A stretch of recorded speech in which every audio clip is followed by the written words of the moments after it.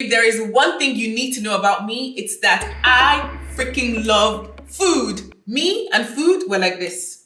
There is no breaking us up. I consider myself to be a professional foodie, and I own that title because I've made my entire career around food. If you're new to my channel, hi, I'm Gbemi. I'm a personal trainer and certified nutrition coach and restaurateur, okay? Just all-round baddie. And on this YouTube channel, we talk about so many things.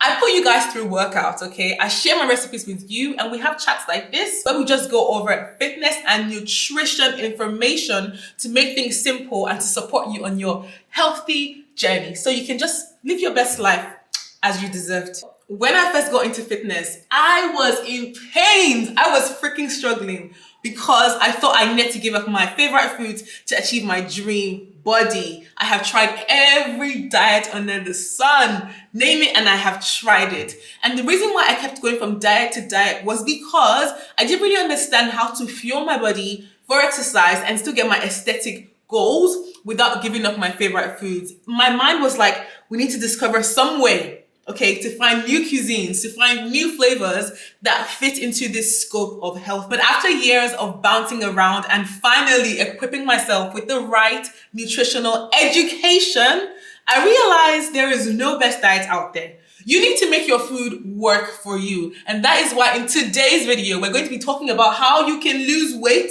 without giving up your favorite foods. The science of weight loss is very simple. To lose weight, all things being equal, you need to be burning more calories than you're consuming. It's all about equation, okay? It's a balance. So if you're consuming more calories than you're burning, then you're going to gain weight. And if you're consuming less calories than you're burning, weight loss, okay?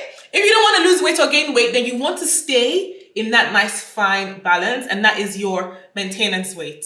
Before you start to panic about burning calories, let me tell you a secret, okay? Your body at rest without doing anything, you just literally existing, burns so many calories. This is called your BMR, okay? So when people talk about having a fast metabolism, when they talk about having a slow metabolism, they're basically referring to how your metabolic system works, and they're referring to how much calories you burn without doing anything, without working out or being on a diet. With diet and lifestyle choices, we can definitely tweak and play around with this equation balance. And this is what this entire video today is going to be talking to you about, because I know you just want to eat your favorite food. You don't want to give anything up. You want to eat your cake and have the body.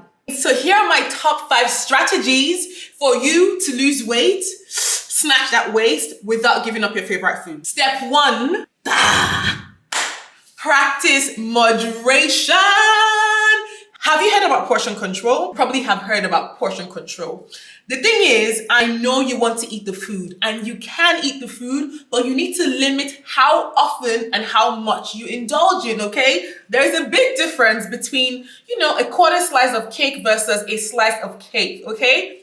If that's the food that you like, you need to understand that you can have the food, but you probably can have the huge portions that you're probably allowing yourself have. You need to practice moderation, and instead of going for larger portions of your favorite food, try having a smaller portion. That way you don't feel deprived, but you actually don't miss out on the party as well. It's just a mind trick. So if you can get yourself disciplined enough to have a little bit of the thing without the whole thing, then that's the best of both worlds, don't you think? Next, you need to think about how you can make the healthier version of the foods you already enjoy. I am the queen of this. Let me tell you about jollof rice, okay? If you're African, you may already know. If you're not African, you need to know that jollof rice is a staple in West African cuisine. It's smoky tomatoey. It's just delicious. I have been making jollof quinoa, jollof cauliflower rice. I've been making everything that isn't rice jollof just to stay on my weight loss goals. Like if I'm trying to lose weight, if I'm trying to tone down or trim a bit of fat, then I always look to still keep those same flavors, but look for a healthier alternative or a lower carb alternative. That way I still enjoy everything when it comes to the taste, but I'm not, overindulging. The trick is you can still have jollof rice, but you probably won't be able to have jollof rice in as much of a quantity that is required to fill you up. So if I want to eat high volume jollof rice, I eat a lot of jollof cauliflower rice. I still get that jollof taste, but it's less calories. So that's just a little trick I like to use. You can use this for any type of food these days, to be honest. You can do lower carb pizza. You can do ice cream with less calories and less sugar. There's so many healthier alternatives. So you really don't have to give that food up. You can have it, but just have it in a form that supports your weight loss goals. The one thing I will say about this though, a lot of the times when we see healthier alternatives online, be careful, because healthy does not necessarily mean less calorie dense, okay? Because something can be healthy and it can be filled with a ton of calories. I often find this with healthier dessert options.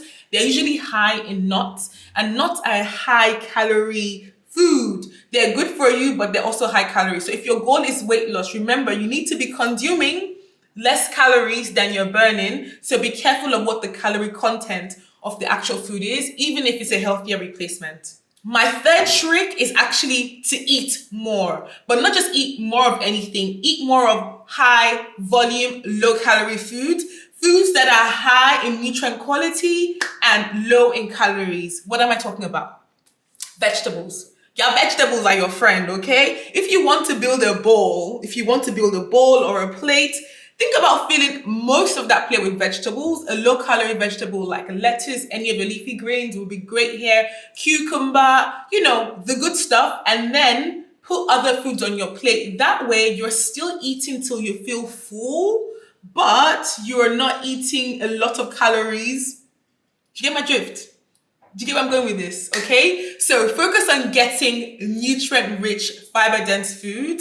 Think about how much you can add onto your plate versus how much you're taking away. This is just a little trick that helps you feel good. You don't feel like you're starving yourself. You're still eating a ton of food. I know you might say, oh, Gbemi, but I don't like veggies. I don't like this. There must be one vegetable that you like, okay? There must be something out there that you like. Speaking of adding more to your plate, another trick I like to do within the same category is eating more of my proteins. So proteins tend to keep you fuller for longer, and that's just because your body takes a longer time to process proteins. So instead of having a ton of rice, for example, and like a small piece of meat, think about having a lot of meat, a lot of protein, and less of the carbohydrates, depending on how the meat is cooked. So don't fry the meat. Think about grilling or air frying or boiling. And it will reduce the amount of carb content. So carb tends to be highly dense in calories. To be fair, both carbohydrates and protein have a fairly equal calorie per gram ratio. But what happens is that when you fill up on proteins, your body takes longer to digest. They're a bit more dense and they just keep you fuller for longer. So that's just my trick. Another thing you absolutely have to consider doing is getting active. I know you got to throw a workout in there. Think about it. You need to burn more calories than you're consuming. So if you don't want to change anything about your diet at all, then you need to burn more, okay? How can you burn more? Definitely think about walking during the day, taking the stairs, doing a workout. And you don't literally have to diet at the gym. There are so many ways to get active and to burn calories. HIIT is very time efficient. You can do that. You can try a dance class where you don't really feel like you're working out, but by the time you check your calorie tracker, you're literally burnt like 500 calories. I know my dance classes get you on your toes like that, okay? Or you can do a workout, a home workout. I have a ton of home workout videos on YouTube, or you can literally just go for a walk. You can go for an hour walk, 30-minute walk. Basically, I just need you to move more so you can burn more calories so you can lose weight. Like, that is how it works. Besides, working out has so many more benefits than just weight loss. It helps you build lean muscle, okay? Which aids in boosting your metabolism. It's not by a huge percentage, but it does something because muscles burn more energy at rest than fat does.